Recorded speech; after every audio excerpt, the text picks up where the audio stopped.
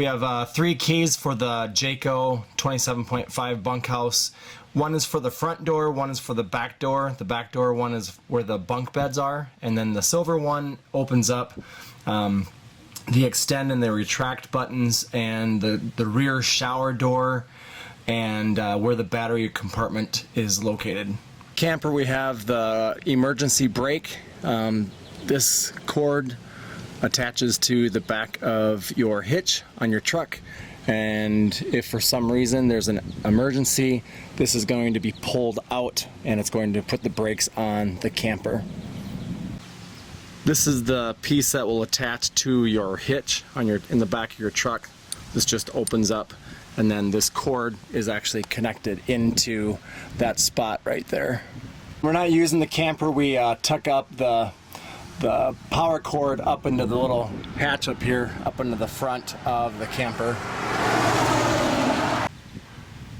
I'm actually going to turn on the gas right now so that you can see how that works. I'm going to open this, and there's 2 tanks here. The flow nozzle.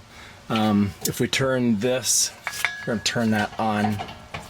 You can actually hear the gas coming out, and then you've got your indicators here saying that there's gas in there. We've never filled these up before, so I'll turn both of these on. But the camper will only take from one side, so to switch it, you just turn this little nozzle to the other side.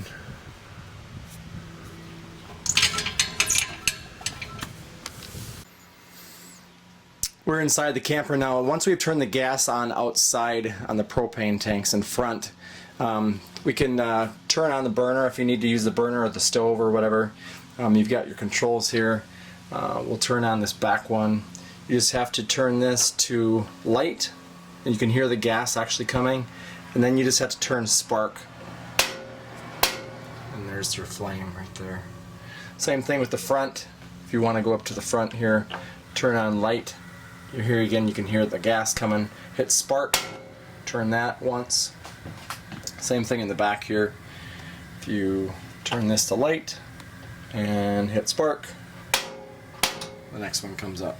Sometimes you have to turn this just to get the gas flowing, but most of the time it doesn't take too many turns. So. And then also with the stove, let me shut these off first. Off, off, off. All the flames are off. Make sure your kids don't touch these things. We'll sometimes put like a cookie sheet here so nobody touches the grates because they're hot. So I would hate for your kids to burn themselves. In the oven here, underneath, way down here, which you can probably see this, there's a pilot light. I'm gonna get a match here. I'm gonna light this thing up too. Okay, so in the back here, right here, and it usually works best if you have a longer, like a lighter, like a Bic lighter, like one of those long ones that they've got. That works really well. So I will light this match. So put the match here. And I'm going to turn on pilot. And then this should light up right here. Okay, so there's your pilot light. And then what I'm doing here is I push this in to pilot.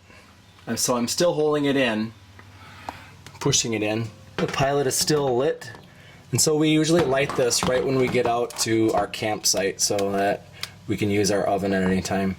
And if I let go of this up on top, so I've let go, we've got the pilot light is on. We're going to talk about the fridge now, the fridge and the freezer. As you're driving out to your destination, we have like a 12-hour drive, so this is kind of more crucial for us, but depending on where you're going, we did turn on the gas, remember, in the front of the camper, and we have auto and we have gas and we've got off. So when we leave for our 12-hour drive, we'll flip this to gas, and it will say on and it will say gas. If it's flashing, it means that there's air pockets in the gas, so you're going to want to double check that. If you do have some air pockets, you can just flip this back and forth until that stays steady on like that. And the last time that we used this, back in June, we had it on 5 because we really like our stuff cold. So yeah.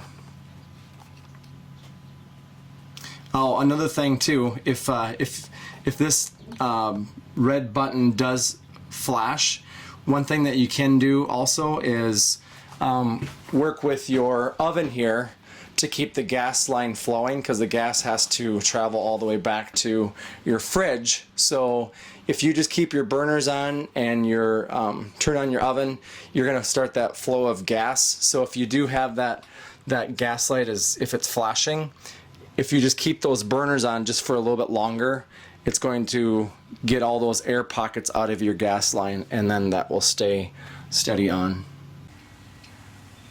Talking here about the slide, we talked about this today when you guys were here. Slide in and slide out. When you want the slide to go out when you get your destination, you're going to slide it out. When you're ready to go home, you're going to slide it in, and you push this until you hear that clicking noise.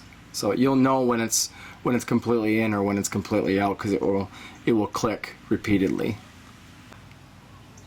The 2 light switches next to the slide. This one on the left controls the light on the outside of the camper. We usually leave that on at night. And then this one on the right side, this controls your interior lighting, which is kind of nice.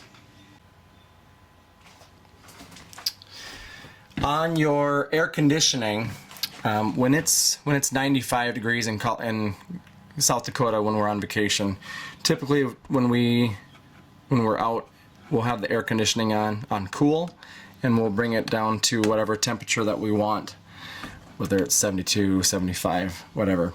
So as your air conditioning is running, you're going to hear it. It's going to be filling your camper with cold air. If by chance, when you are running your air conditioning, you want to also run the microwave, one of the things that we found is that you can't do both. So when we want to run the microwave, let's say we're watching a movie, we have the air conditioning going, and we want to pop some popcorn, we will come over here and we will actually shut the air conditioner to off so that we don't blow a fuse. And we'll come over here, we'll put our popcorn in, we'll get it popped. Okay, it's out, and then we'll go back and we'll turn on the air conditioning again. Right underneath the stove is your fuse panel, and this little black thing just pops right off here. These are your fuses, your main power, water heater, utility converter AC, your microwave, and your main. So we've never ever replaced any of these fuses. So as far as which ones to buy, I have no idea. But if you do need to replace one, I would just take it out and then take it to wherever you want to go and get a new one. Underneath the microwave here, we have a light that comes on, which is kind of nice. Sometimes we use it as a night light. And then on the other side, on the right side, is another button here, and this actually is a fan.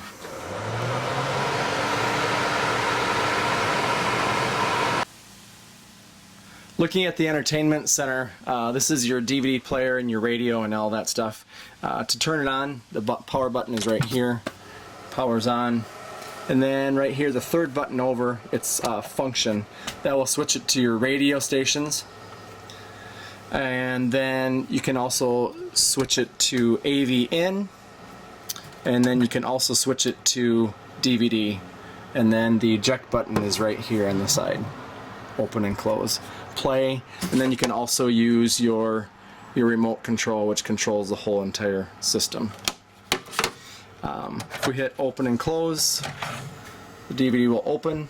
To close it, it just closes, and then the sound will go through these speakers up in the ceiling, up in here. And there's one over here in the corner, and one over here in the corner. It does a really nice job of surround sound. If you ever watch a surround sound movie, your kids will enjoy that, especially Disney movies. In the front bedroom here, in the master bedroom, you've got this vent here. I strongly suggest having this, when you guys are sleeping at night, have this all the way open, or sometimes I've even like taken this whole entire thing off. Just it circulates so much better with this completely open. So just a word to the wise. If you feel that your antenna reception isn't as good as it could be for your TV antenna, one of the things that you can do is you can turn this crank, and this will raise up the antenna on top of the camper. Usually it's a two-person job because someone has to turn this and another person has to kind of go up and kind of move the antenna so that it falls into the right gears. It goes up a lot easier when it's a two-person move. Just talk to one another through the door, but most of the time it works pretty well. In the sink area, when you open this, I left a little Rubbermaid bucket right here. We've had just a few drips here and there once in a while, but there's nothing that, I mean, it doesn't gush or anything like that, but just for safekeeping, if you guys are going to put like toilet paper or like towels down here, I just left this down here so that if it does drip a few drops or whatever, that it does catch it. Just check it once in a while. I put new fittings on here, and we really haven't had very much problems with it, so you might find a few drips like I said. I also left a tiny little plunger here in the very bottom. We've never ever used it, and I actually just found it as we were cleaning this out for you guys. We never allowed our kids to go number 2 in the camper. We always went up to the bathhouse or the shower house and did our business up there.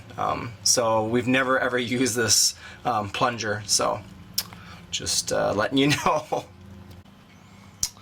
Alright, we're in the bathroom now, and when you do want to use the toilet, there's a little foot lever down here, and what you'll do is you'll push that down with your foot, and it's going to flush everything down to the black well or wherever it goes.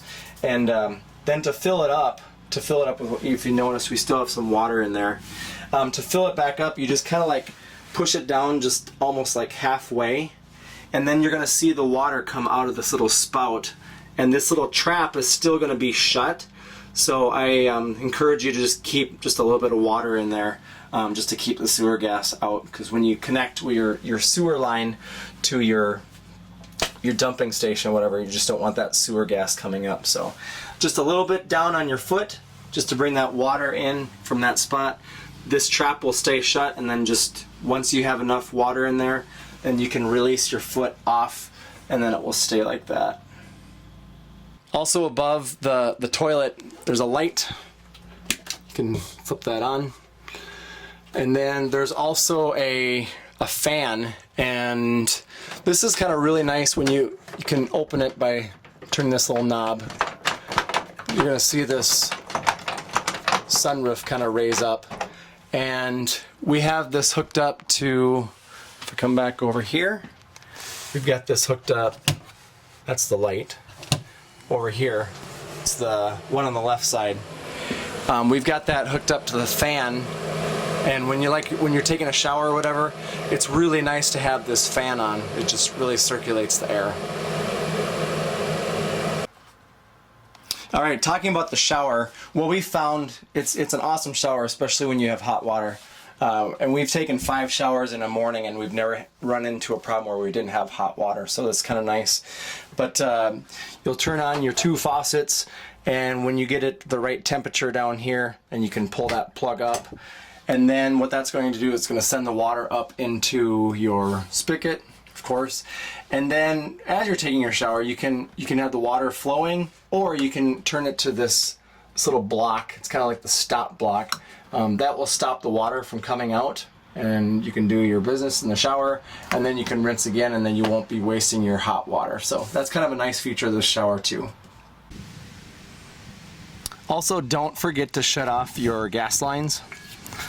Okay, when you're done camping for your week or whatever, when you park it back at home, make sure that you shut these off all the way. Okay, so both of those are off. For your crank, your stands here for extend and retract, we've got our key here. It's the silver one right here. We'll push that in, unlocks it. Don't forget to take these keys out, because there's a couple times that I've forgotten to do that, and it's not fun when you lose them. So retract, R-E-T, retracts it. So that means that it's going to go down, retract goes down, and EXT is extend.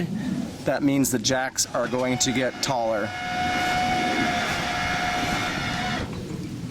Retract and extend. And also don't forget to take the keys out.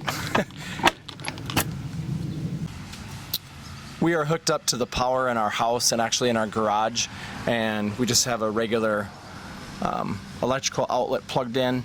We'll also give you this little adapter thing. It just plugs into the bigger outlet that connects to a smaller one here too. When you're traveling to your destination of camping, you'll pull this whole entire thing off, and then this goes all the way in, and then this door closes. Make sure that that gets all the way shut.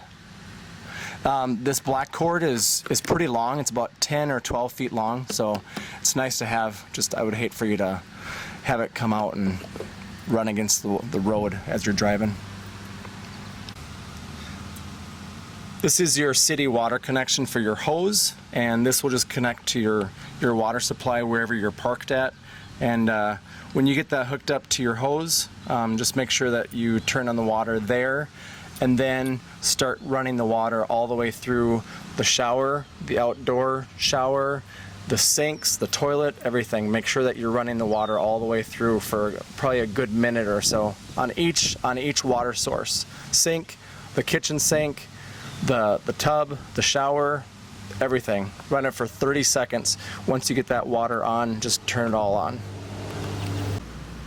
Here's our outdoor shower on the back side of the camper. Like I said just before, when you plugged in your city water connection, make sure that you take, it's conveniently wrapped all inside here. It does go in really, really easily, so you can just take that out and then just attach that, and it goes in fine. But like I said, when you find your camping spot, run the hot water and the cold water, run it for a good 30 seconds, 1 minute. Just make sure that you don't have any air pockets in your water. We're at the back side of the camper now on this back door. The back door with the key, it's the key that does not have the F engraved into it. So you'll find the key that has F is right here. That means it's the front door over there by the steps. And then the other black one right here, this black key locks and opens this bottom one only. We've only used the bottom one to open it. Okay, so it opens, and then when you want to lock it, just turn it to like 10 o'clock, turn it back to 12 o'clock, and now it's locked. So now when you open it, find the key that does not have the F, turn it to the right, you'll hear it unlock, pull it out, and now it's open. Another thing that we were cleaning out our garage a little bit today too, we have a whole entire cover for the camper, and it's inside this bag. We've never ever used it because whenever we've parked our camper for the winter and winterized it, we've always just put it into a shed. So this is when the previous owners that had this before us, they use this all the time, I guess. So it might be a good thing for you. In just a second here, we're gonna go into the back and we'll talk about the water and everything. So I talked a little bit about that when you guys were here today, but I'll talk a little bit more in depth than that. Okay, we are back in the back where the bag was for the camper, and I want to talk to you a little bit about these water lines. These water lines go in and out of the water heater, and this top one up here, right where my hand is, there's a spigot, and if you turn that, when you turn it up, it's going to shut the water supply off. So now there's nothing going back to the water softener, nothing whatsoever. When you do a winterize on it in the winter, you're going to want to push that up, okay? And then another thing that you want to do when you winterize it is also do the same thing on the bottom here. There's one also on the bottom, so you're going to turn that up, and that's going to prevent any antifreeze from going into your water heater. So you want to have both of those in the up position when you put the pink RV Marine antifreeze through it. You do not want that going into your water heater, which is behind in this box. Okay. And then let me turn this back. So if it's going with the pipe, it means the water flow is going with that. Okay. So now when you get to your camping destination and you want your water to be getting hot, okay? This middle one right here, I talked a little bit about this today.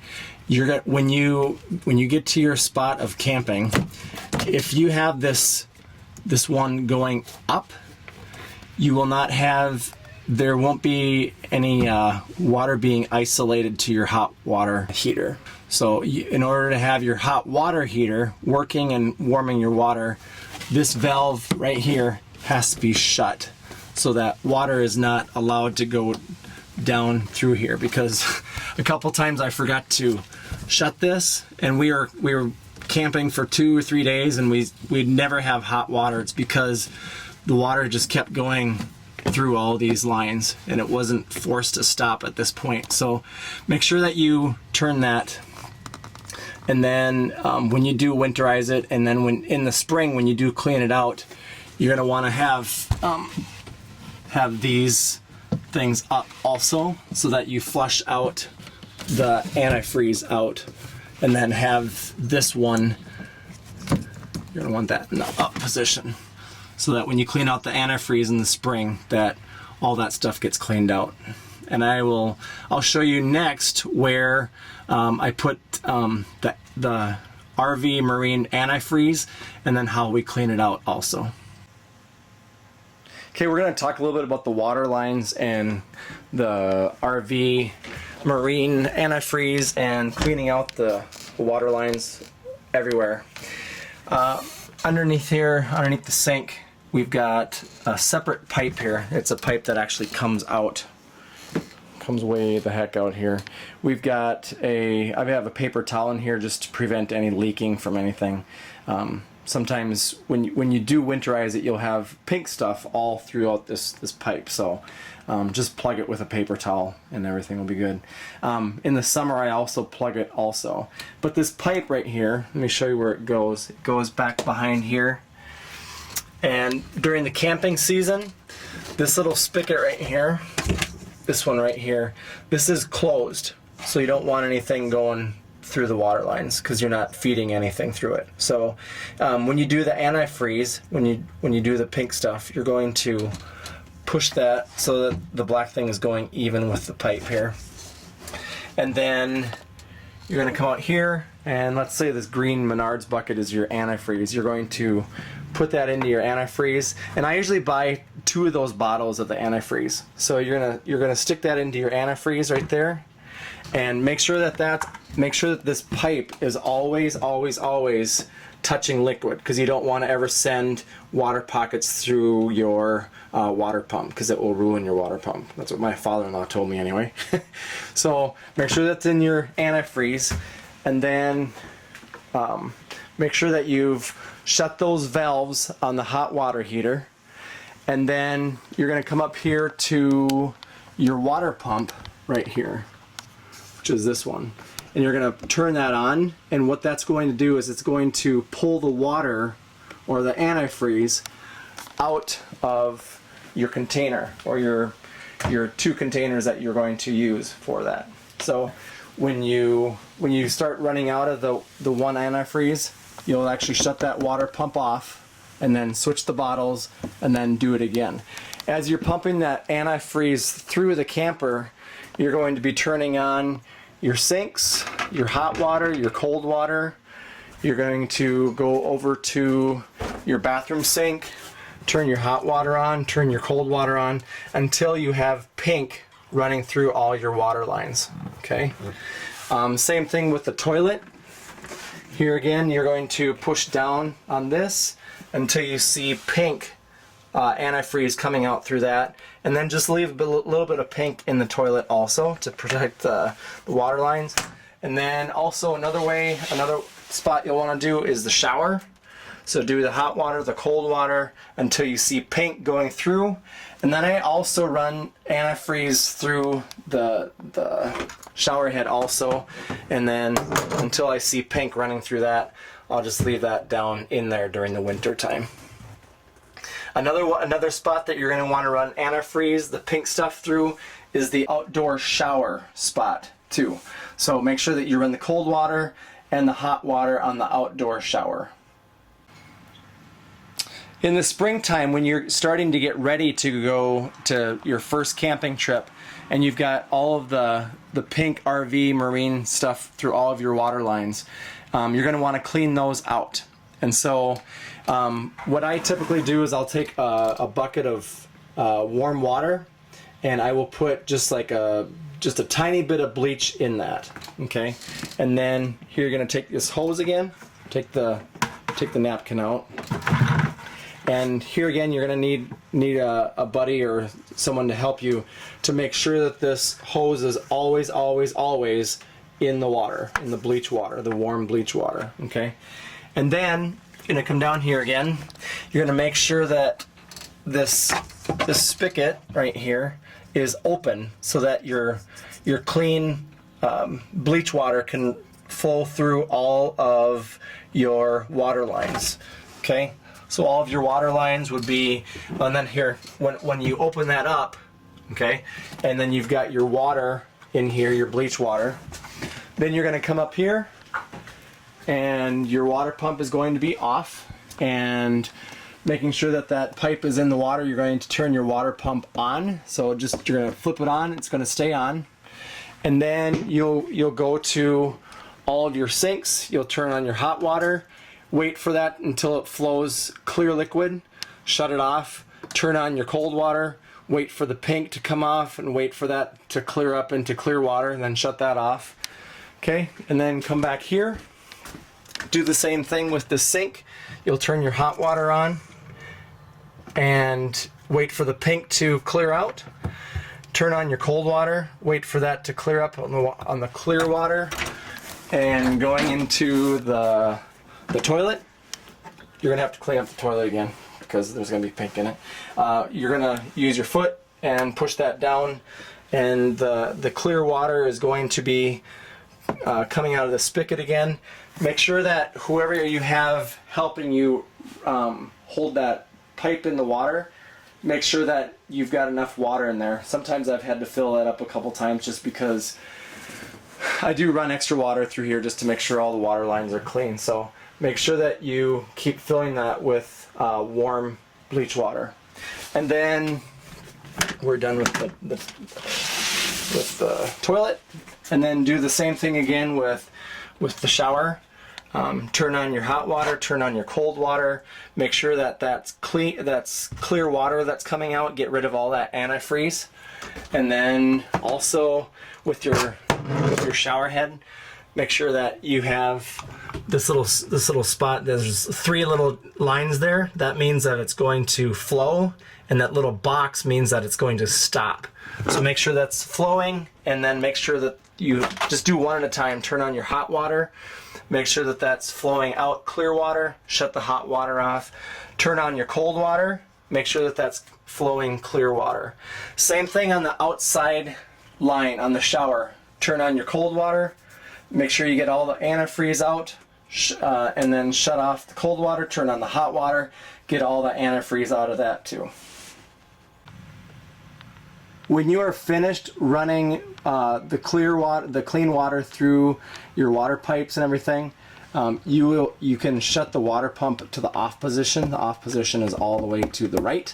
Okay, and then you'll come back down here, and let's say it's April and you're gonna go camping next week. what I usually do is I'll come back here and I will shut this valve so that it's cutting off that water right there so that it's not going to leak out, it's not going to go in.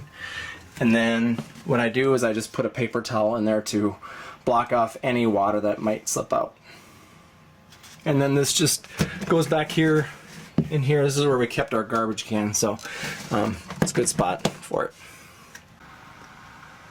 There's two lights I was going to point out. To turn this light on above the couch, you just have to push it on. Same thing with above the kitchen table. Just come over here and push that light on.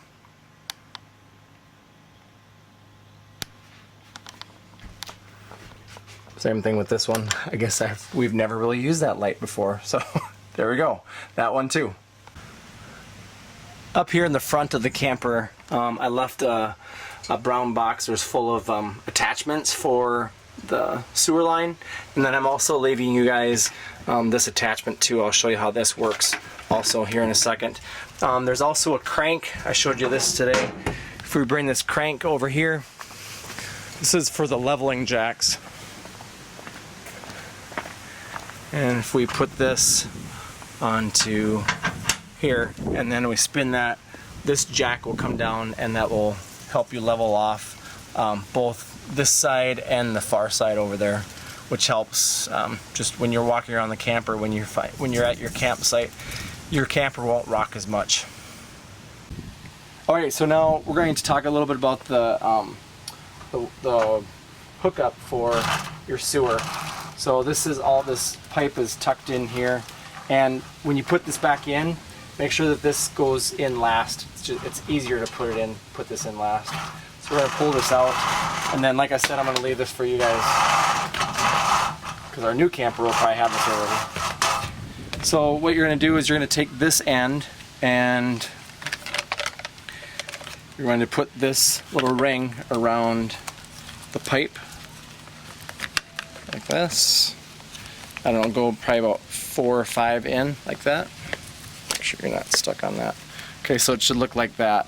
All right, and then what you're going to do is you're going to take your attachment here. And you're going to put this on like that, and then what you'll do is you'll take this and you're going to my screwdriver here. You're going to take this end and it's going to feed in through the back side right through here. So this goes into here, and then you're going to screw this together so that you make a tight seal around that spot so that you're sealing this up. And then this side would go into the ground wherever your sewer line is. So now we're just going to put this pipe back in here. So we'll just feed this back through. Goes in pretty easily.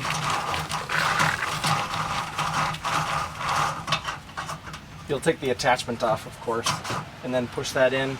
And then this little rubber plate goes in here, and then it stays in while you travel. This is where your pipe will attach. This little piece comes off, and your pipe will actually attach to this.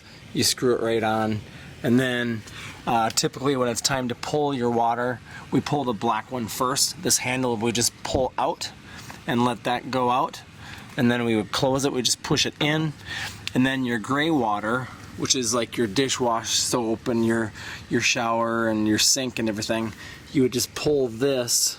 You pull this second, so then the gray water washes out whatever was left over in the pipe from the black water. And then when you're traveling, you can put the lid, the cover, back onto this part right here. Alright, we're back here at the hot water heater. We're going to open this up. And then we're going to put this little adapter inside here. And what I've got here, I've got a 7/8 inch adapter here on my tool, and we're going to put this back in, and then we're just going to screw this in. This is going to prevent the water from coming out and just get it in there snug.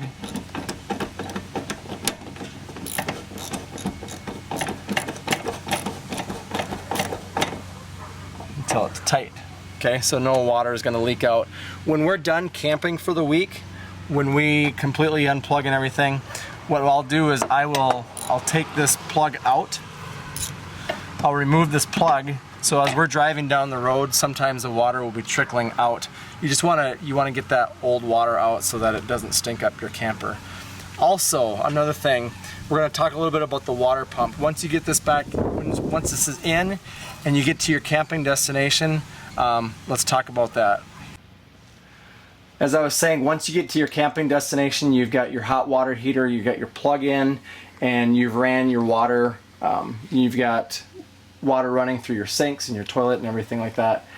You can, if you're hooked up to electric with your power, you can flip this on to electric for your water heater, or you can also run it off of your gas too. So this just flips on to the left or flips onto the left. So electric and gas. But you got to make sure that you've run water through all of your lines before you turn either one of those on, because you want to make sure that you've run the water through your water heater so that you don't burn it out. Okay, we're going to go through the steps in the awning really quick. It's not that difficult. We're going to release this one, this little tab, you push that up, that releases. And then this says down, locked for travel. We're going to push that up, and that's going to release this plate up here. So now that's going to release that. So that side is good. Now we're at the back door side here. Same thing, we're going to flip this tab up, flip this up, and this is ready to go. And we can now we can get the awning out. Next step, you want to get your pull here. You're going to find this little black tab here. We're going to pull back.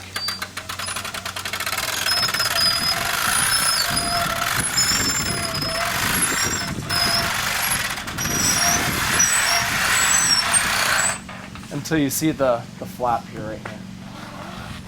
Make sure that this black handle here is unlocked, and we're going to slide this forward until that snaps in place. Make sure that this black tab is also loose. We're just going to slide this forward. Over here by the steps, we've got the handle, and then you've got a series of holes right here, and then we're going to slide this forward. And usually it's a two-person job, so the person on that side can be pushing up on this one, and the left side is a little bit easier than the right, so you get it to the desired height. And then if you look right here, there's a little silver tab that goes in and out of this hole. So once you get it to the desired height, you can lock that in. Same thing with the back side. This is the back door right here. You've got your handle. We're going to push this forward. You find that hole, and then you're going to find that little point where you can lock that in. Just find that little rivet, and then it's going to find that hole, and then you can lock that into place. Okay, so when you want to take your awning in, so you're going to sleep for the night, you're going to take this tab, release that. This is going to go all the way down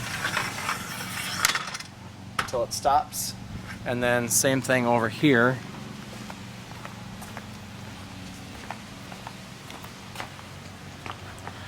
You're going to take this tab, push that in, and then this side is going to go down. And then the next step to the awning, we're going to take this latch and we're going to pull this down like so. And then don't let it go away from you, because that will be bad. We're going to come over here. We've got the stick attached to this cord. We're going to let it up slowly.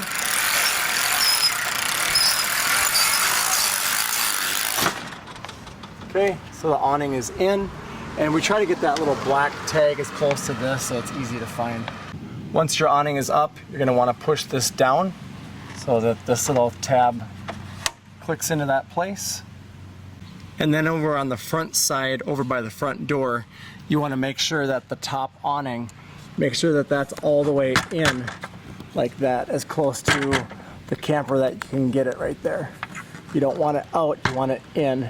So sometimes you have to kind of push on this to make sure it goes all the way in like that. And then the last step to the awning is pushing down locked for travel, and this locks it in place like so. All right, these front jacks here, there's a little pin right here, and this is when you get the jack set, you're gonna wanna push this pin in and then pull down on the jack until you hear it click. That way you're going to know that the jack is firmly set in place. Sometimes you have to push this in just to make sure that you hear that click. Same thing on this side too. You're gonna wanna make sure that when you get this jack down or up, make sure that you push it in or pull it out and you hear that click so that it's either up or that it's down. Just make sure that you hear that click. When you're traveling, these jacks are going to be all the way up. Push that in, and sometimes you have to jiggle on it just to make sure that it gets that click in there, but just make sure that you hear the click.